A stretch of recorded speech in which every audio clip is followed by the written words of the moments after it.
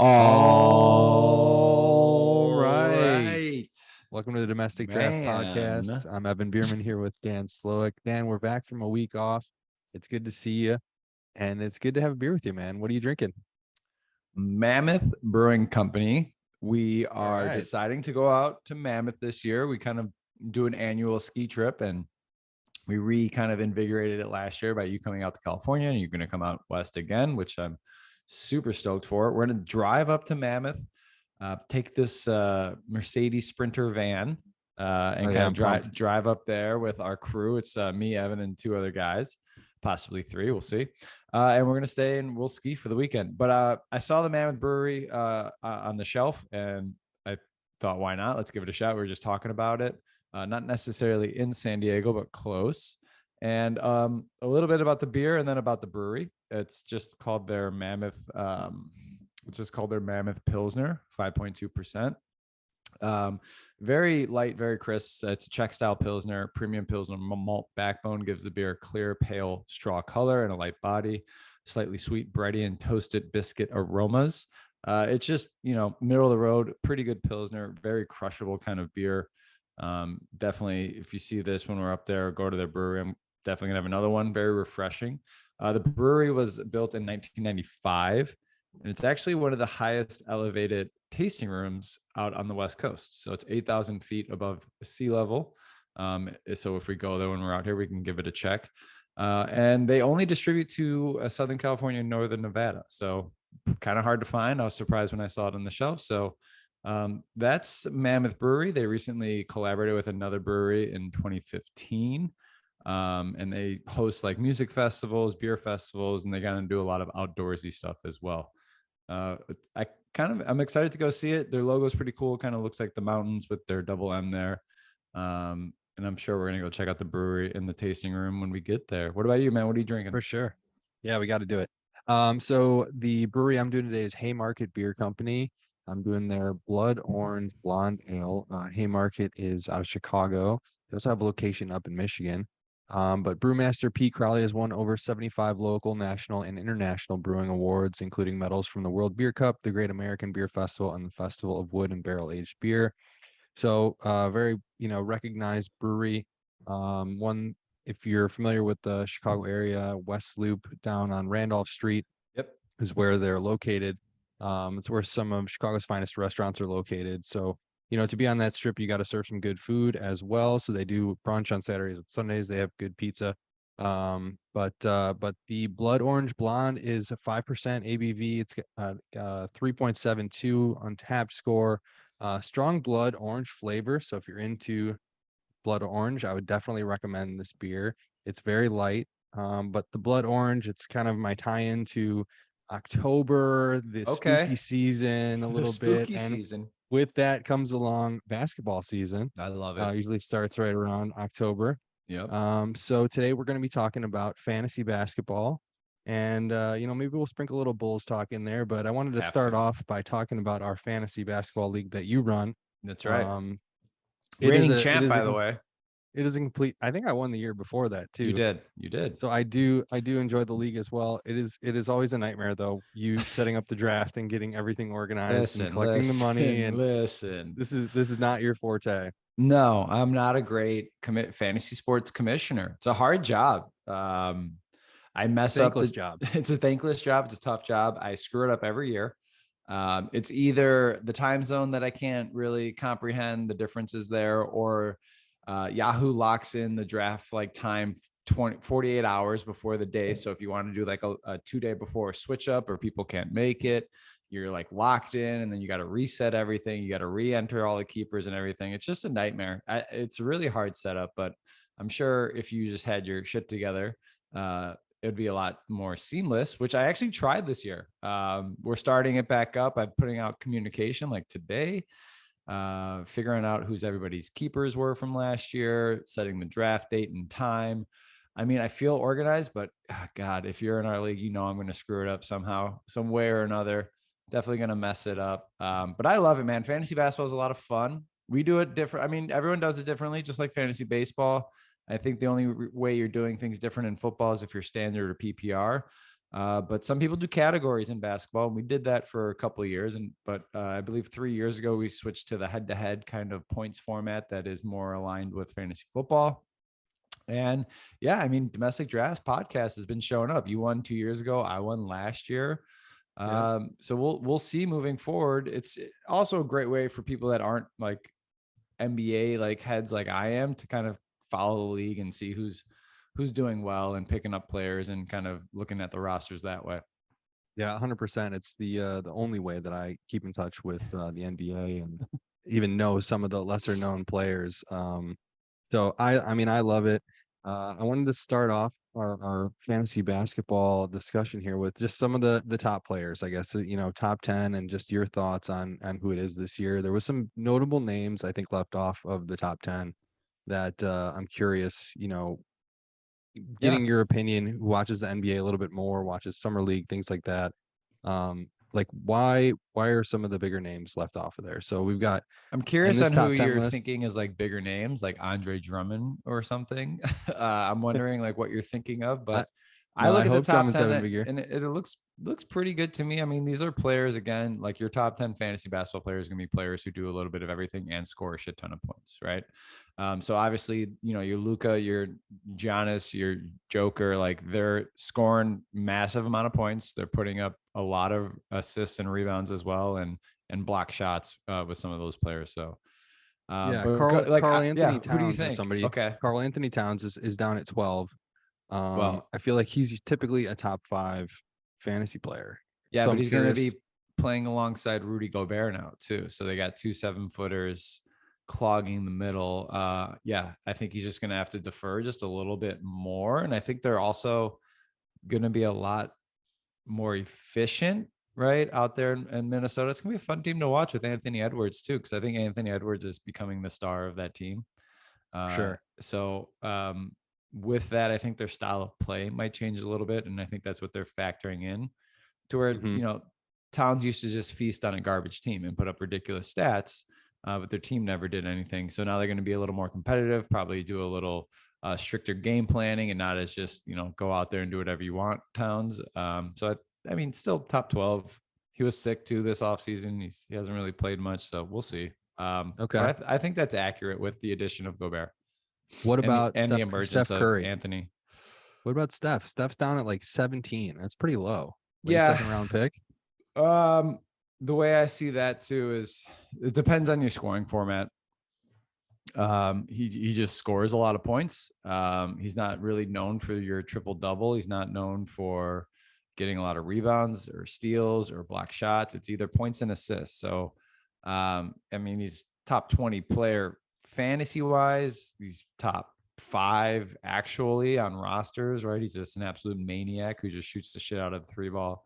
But when you're playing fantasy sports, you want to make sure you got a guy who like checks every single box. And, I just don't think he's as dynamic as some of these other players. Okay. And then Anthony Davis, I have to assume down at 18 because of the injury history. Yeah. But when he's on the floor, that's a top 5 fantasy asset. And he hasn't been for the last like 3 years. So it's really hard. That Lakers franchise still, like, I don't know what's going on. They got Westbrook still on the roster. I don't think they're functional. And I think that's why his numbers are going to hurt. I don't think they're functional. I think they're a selfish team. And I think they're a team where their players take time off for themselves and not for the betterment of the team. And I think Anthony Davis is that person who aches and tweaks here and there that, other players might, play through. He's 110% on his own team, looking after himself, the longevity of his career, which, I mean, yeah, why not, right? Millions and millions of dollars. Why not play as long as you can and not really try as hard as you can? Yeah.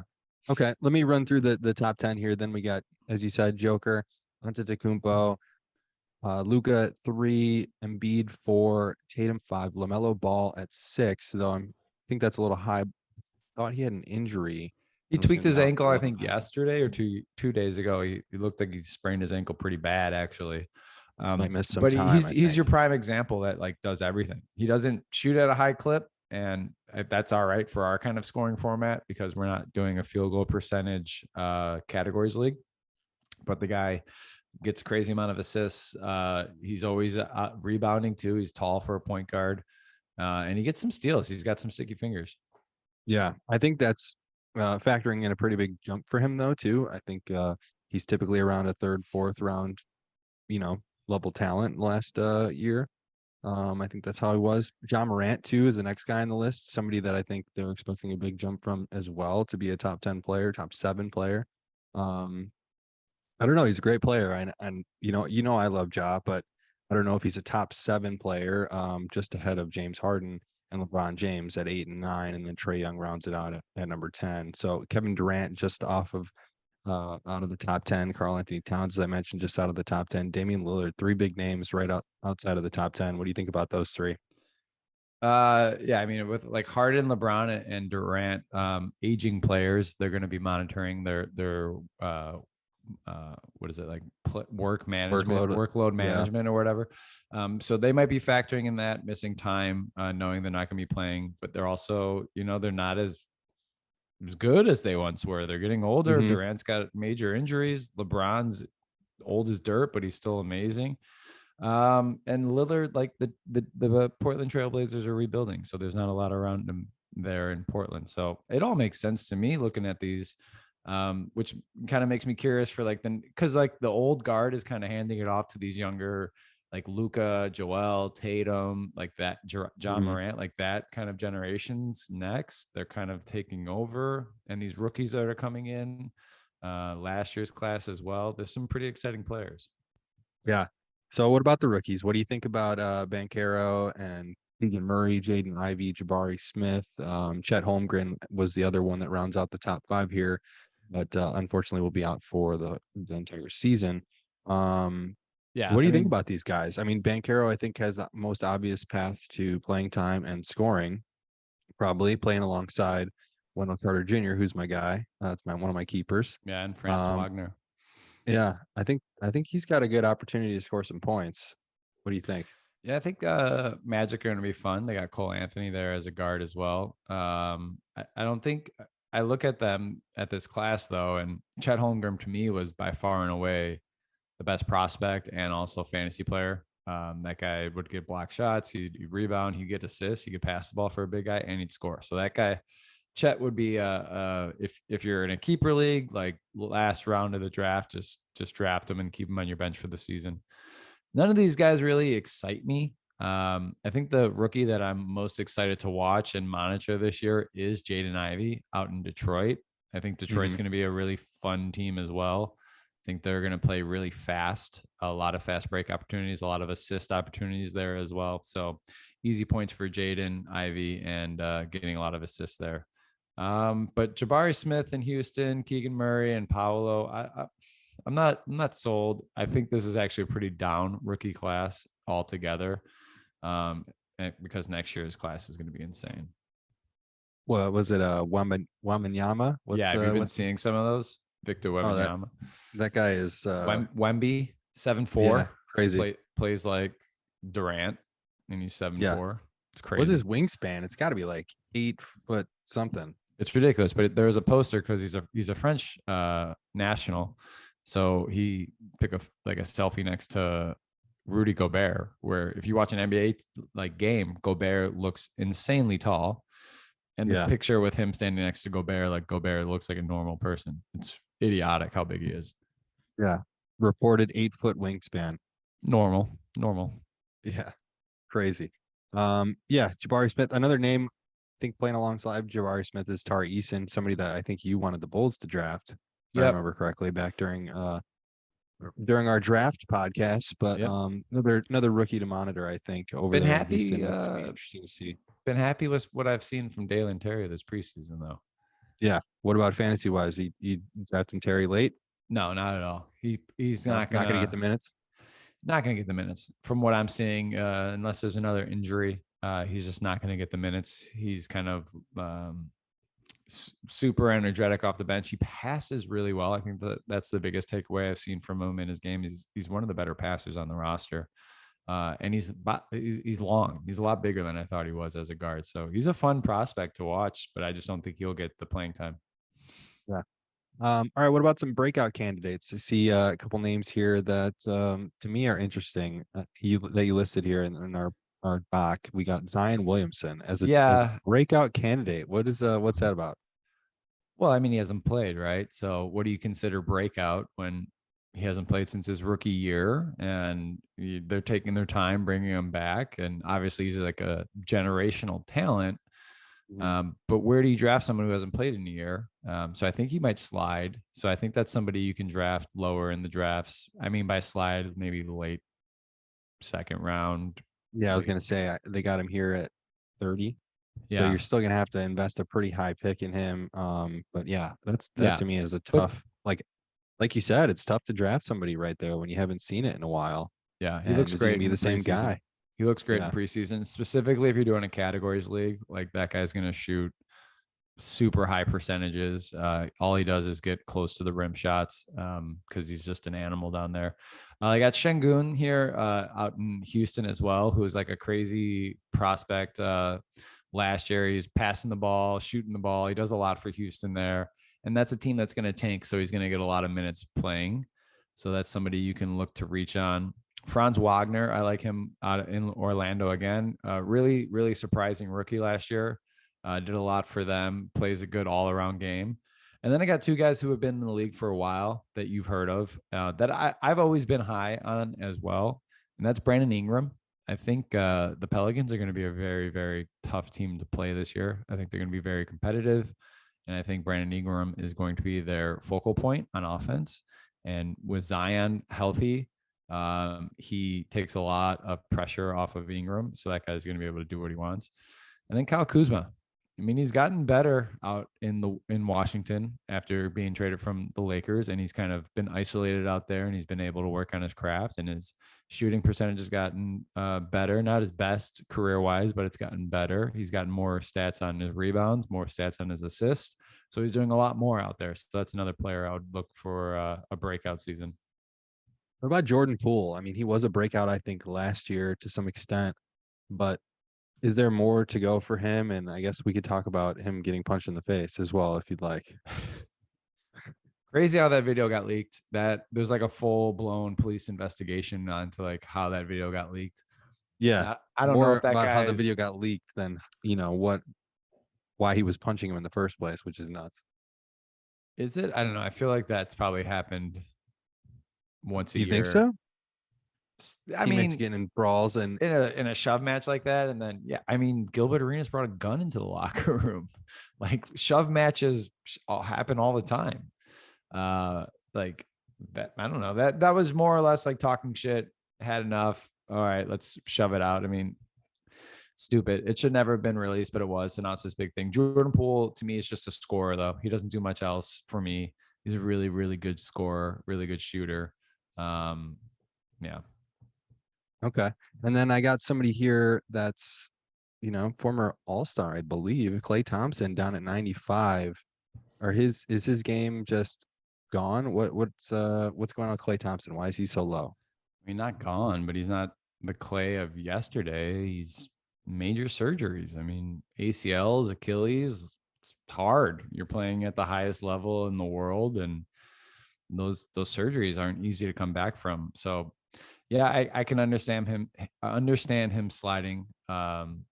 It's more or less a 3-point shooter at this point. Get to his spots, come off screens. He's more or less a Kyle Korver role than he Mhm. was able to curl and kind of drive and dish off those drives. But Okay. I hope he bounces back. I'm a huge Klay fan. All right. And then I guess this could take us right into our bus, I guess, with this question. But where would you be comfortable taking Russell Westbrook? He's gonna get a lot of stats. I feel like he's just completely off your draft board. I feel like But he shouldn't be where though. would you take him? Yeah. Yeah, I don't know. He's gonna get a lot of stats somewhere too because he might be traded, right? So if and when he does get traded to a middling team or a team like on the verge of competing, like he did when he was in Washington and was like a top 20 player. So that's definitely someone to take a flyer on. Fourth round. Okay. Yeah. Because again, Uh, he will produce. I mean, all the clips on Twitter and him shooting and bricking and everything, he's going to put up a ton of stats. Before or after Ben Simmons? Before. They're right around the same range here. It looks like there's Ben Simmons at 62. Westbrook's sitting at 66 right now. I mean, Ben Simmons is somebody that I took in a couple leagues last year because he was falling, and that just totally bit me in the ass. And I'm totally out on Ben Simmons now. I think there's gonna be a lot of people that are feeling that way. Would you be comfortable taking Ben Simmons at any point? at any point, yeah. Can you rely on him to play? Does he just mentally, physically, is he going to be able to play this year? Yeah, I think he'll be all right. I think he'll average like 11 points, 9 points. A lot more rebounds and assists than anything else, though. Okay. And then some other names. I think Christian Wood, I think, is going to have a hard time putting up a lot of stats, splitting some time with McGee out there in Dallas. Kyrie Irving is another guy that's really high pick. You have to invest a pretty high pick in him, top 40 player. I mean, he's outstanding when he's on the floor. Can you trust him to play? I think maybe the COVID thing is behind us, so he'll be able to play on home games and away. But what do you do with Kyrie Irving? Yeah, I'm not sure Kyrie Irving, but I like Christian Wood. I do. I don't think he'll split time with JaVale McGee. I think he'll kind of establish himself there as starter one. And then anytime you're playing alongside Luka, it eases the burden off you and the defensive focus off you. So I think he might have a really good year, actually. But didn't people say that about Porzingis, and that just didn't ever really come to fruition there? Yeah, but Christian Wood's a totally different athlete than Porzingis. Porzingis just would pick and pop and just hover on the 3-point line when he's 7'2". Christian Wood actually rose to the basket and plays an interior game. So I think that's a huge difference between those two. Yeah, with Kyrie, I don't know. I might pick him this year. He took last year off. Maybe he's ready to play this year. And if he does, he's great. He's a really good basketball player. As a person, he's out there, a little different, but whatever, to each their own. And then I see you got Miles Turner as well, missed 65 games last 2 seasons. I think he's probably on the out and out. Probably going to get traded. It's the last year of his deal, right? Yeah, he's a good rim defender, and he's kind of incorporated an outside shot to his game as well. But I don't know if you could. I'm going to say I'm out on him. Yeah, just leave it Can't at really that. rely on him, right? Yeah. All right. Any other big fantasy basketball? You got any sleepers here? Anybody else that you want to talk about before we move on? No, I'm really happy with my keepers in our league. I got LaMelo Ball and Halliburton, so I'm going to continue to keep them for the second year in a row. A lot of value on those picks. 2 guards that really just spread the ball and also shoot the ball really well, so they score a lot of points. They get a lot of assists. They play a lot of defense as well. Although Hallie's a little more fundamental than LaMelo, they both get it done. Yeah, those are both solid. I got Anthony Edwards, who I am in love with, and then Wendell Carter. So we'll see if Carter can take another little jump there with Banchero next to him. So I'm in on those 2 guys. He's a stud. Yeah. All right, let's move on. Speaking of studs, to our boy Justin Fields and the Bears. They lost to the Vikings 29-22. There's been, I think, mixed opinions by Bears fans on if that was a tough loss, a bad loss. Are you disappointed with the loss? I think the general sentiment is, yeah, they should have won that game probably, and they had the comeback, they had the game within their grasp, but it's probably better off in the long run to lose that game. It was great to see Justin Fields play the best game of his young NFL career and show us something. But man, do I like winning more than losing. I don't know. What about you? Yeah, I agree.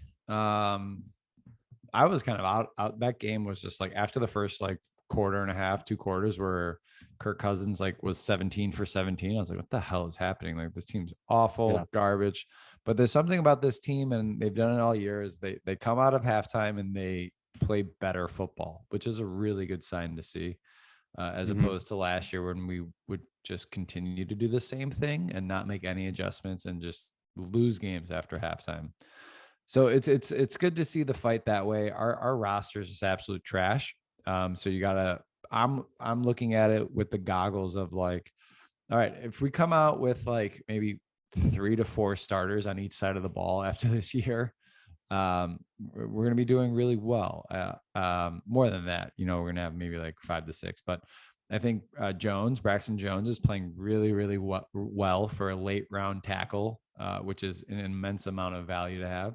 Fields having his best season or best start, throwing over 200 yards, not throwing an interception, having a ridiculous scramble play called back on a hold. Like he looked good. Everyone's praising him this game.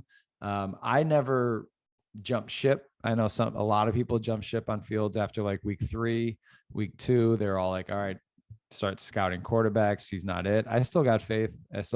Moving forward. The receivers he's thrown to are absolutely dog shit, except for Mooney, who had an insane catch. Like that's going to be played over and over again. Imagine if you had an actual wide receiver 1 next to him, like just completely open things up. So I'm in the perspective of that was a win, right? They lost, they competed, but they got better. Again, let's not lose sight that we're projected 6.5 this year, right, as our win total. At least like you can watch the game and focus on Fields and focus on some positions and be like, all right, are these people producing? Like our 2 DBs we drafted, are they playing well? Are they getting absolutely destroyed? Are they able to like hold their own? So that's what I'm looking at. I mean, Amir Smith, Marset fumbling on that last play. I mean, what was going through your mind? Oh, that wasn't just a fumble. The ball got ripped away from him. How often do you see that in the NFL? That is just unacceptable. I mean, just cut him immediately. He came over from the Vikings.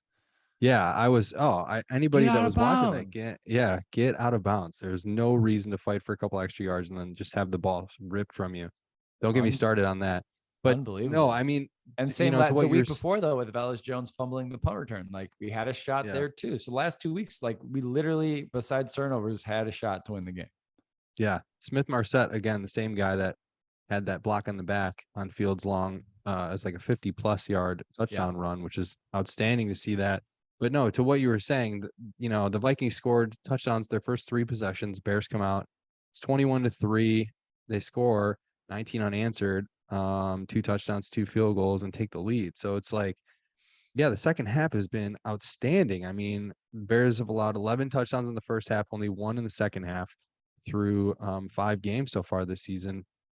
So it's awesome to see some adjustments at half, like 100%. Every game, every team needs to do that. But to come out and get like crushed like that every game in the beginning, is that just preparation isn't there yet? Or are they still working on that? Because how do you figure it out in the second half and not, have some kind of game plan that's going to shut people down going into the game? Can I sell you on an idea? Go for it. It's talent, right? The other teams are far superior in the talent category.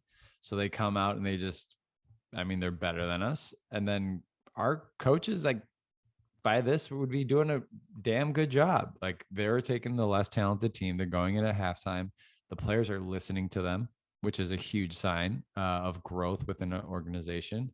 And they're coming out and they're making changes and strategies that are going to make their far inferior talented team play in a better position to make the game a little more competitive. So are you sold?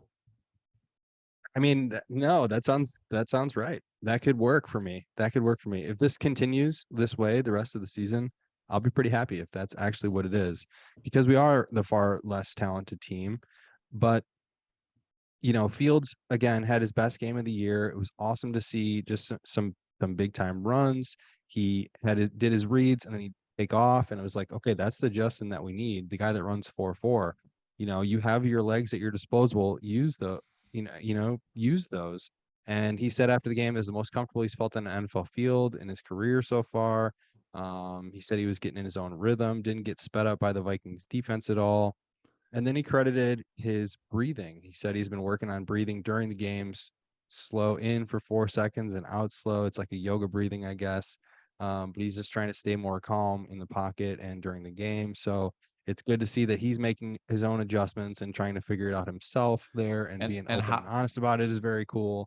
So How beneficial is it to this Bears team to have the quick turnaround to then go from Sunday to Thursday night after what seems like the whole city probably, and I'm listening to talk radio, it seems like everyone was pretty satisfied with the game.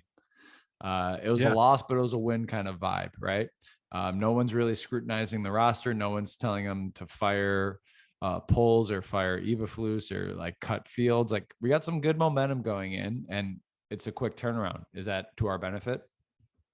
Yeah, I think so. I would say get rid of Smith Marset. I mean, he is trash, but everybody Harry else coming back. So yeah, N'Keal Harry, Terry season. Harry's coming back, but no, I think it does play into the team's on a little bit of a roll, and I think the players probably a little bit disappointed that they lost that one, but also feeling good about how they performed. So that's always good to see. And Thursday night game, I don't know, not a big fan of Thursday. It's going to be a night bad games game. In general. Thursday night games are always bad. So let's rewind it from Thursday. Let's go to Wednesday. Let's focus on the big fantasy aspect here.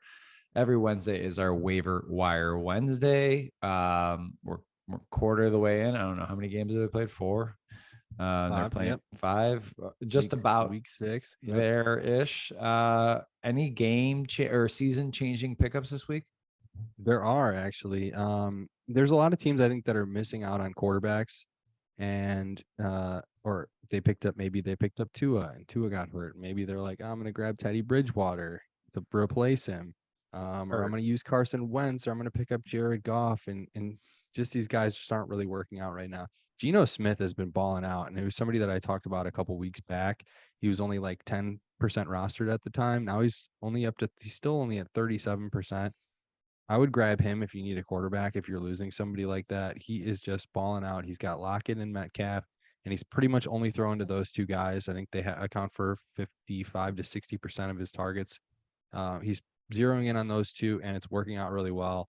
And through 2 deep bombs to Lockett last week, he looks really good. I don't know where that came from, because at the beginning of the year, no one would have thought Geno Smith was going to have any fantasy relevant weeks. He's on a heater. But he looks great, and he's running it a little bit too. So I would grab him. Kenneth Walker is the other name, and it's another Seahawk that if you had the number 1 waiver pickup, or if you have, all of your fab money, and he's available he's only 47% owned, so a little over half of leagues he'll be out there. But he's a number 1 guy that Rashad Penny. I think he broke his leg, and he's going to be out for the rest of the year. So Walker would be the guy that I would turn to if you need a running back. He's a no-brainer pickup. And then, Benjamin is somebody that might fill in for a couple weeks here with James Conner hurt. And then they had Darrell Williams, I believe, as well. Also got injured. So he's kind of the last man standing in Arizona, and he's not bad. He's 13% owned. So he's out there in most leagues. Jerick McKinnon is somebody that I've talked about, I feel like, every week on this show.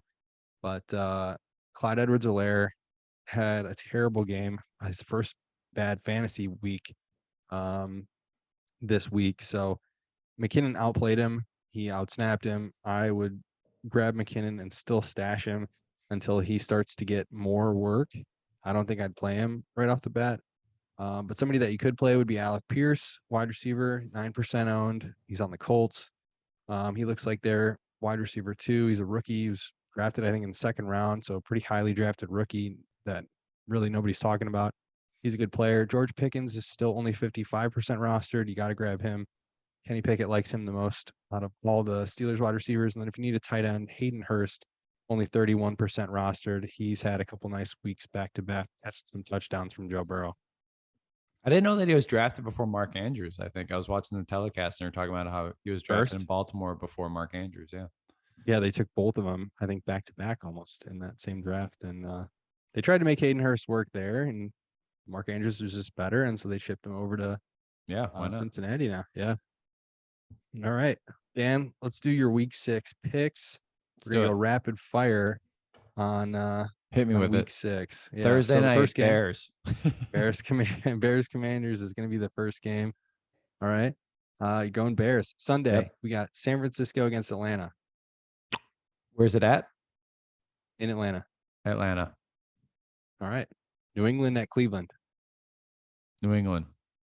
It's a rough game. Jets at Green Bay. Packers. Jags at Colts. Jaguars. Vikings at Dolphins. Vikings. Bengals at Saints. Saints. Ravens at Giants. Giants have been surprising this year. Yeah. Giants. Stay with them. All right. Bucks at Steelers. Bucks. Panthers at Rams. Panthers just fired their coach.